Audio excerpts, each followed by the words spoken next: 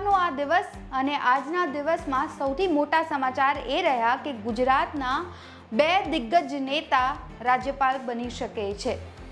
આ સમાચાર વહેતા થયા અને રાજનીતિમાં ગરમાવો આવી ગયો, કારણ કે એ બે દિગ્ગજ નેતાઓના નામ હતા વિજય રૂપાણી અને નીતિન પટેલ।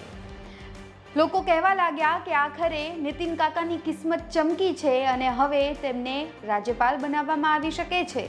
ત્યારે અત્યાર સુધી 13 ગુજરાતી નેતાઓ છે જે રાજ્યપાલ બની ચૂક્યા છે અને શું છે વધુ વિગતો વિગતવાર જાણીશું આ રિપોર્ટમાં।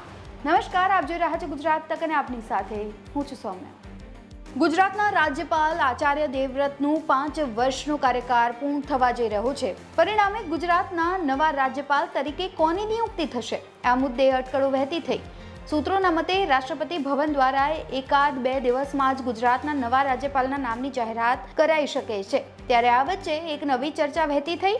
ગુજરાત ભાજપના રિટાયરમેન્ટ તરફ જઈ રહેલા કેટલાક સિનિયર નેતાઓને રાજ્યપાલ બનાવી શકાય છે।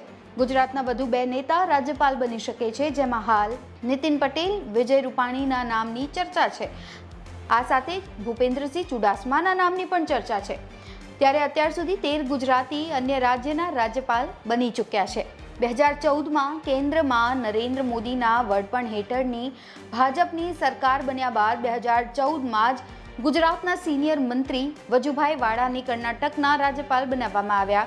ત્યારબાદ 2018માં ગુજરાતના બીજા સિનિયર આગેવાન અને પૂર્વ મુખ્યમંત્રી આનંદીબેન પટેલને મધ્યપ્રદેશના રાજ્યપાલ બનાવવામાં આવ્યા।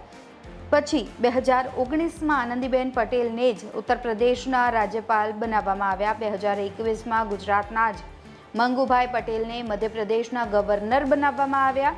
આમ નરેન્દ્ર મોદીના શાસનમાં ગુજરાતના 3 નેતાઓને રાજ્યપાલ પદ મળ્યું, જેમાંથી 2 નેતાઓના રાજ્યપાલનું કાર્યકાળ પૂર્ણ થઈ ગયો। ત્યારે ગુજરાતના વધુ 2 નેતાને રાજ્યપાલ બનવાની તક મળી શકે છે, જેમાં વિજય રૂપાણી, ભૂપેન્દ્રસિંહ ચુડાસમા, નીતિન પટેલના નામ મોખરે છે।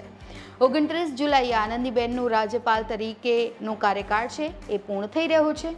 13 ગુજરાતી નેતાઓ બન્યા છે રાજ્યપાલ: કનૈયાલાલ મુનશી, જયસુખલાલ હાથી, સર ચંદુલાલ ત્રિવેદી, ખંડુભાઈ દેસાઈ, કુમુદબેન જોશી, કૃષ્ણકુમાર સિંહજી, કે શાહ, પ્રભુદાસ પટવારી, ગોપાલ કૃષ્ણ ગાંધી, વિરેન શાહ, વજુભાઈ વાળા, આનંદીબેન પટેલ અને મંગુભાઈ પટેલ।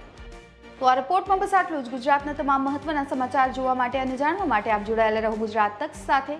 ફરી મળીશું। નમસ્કાર।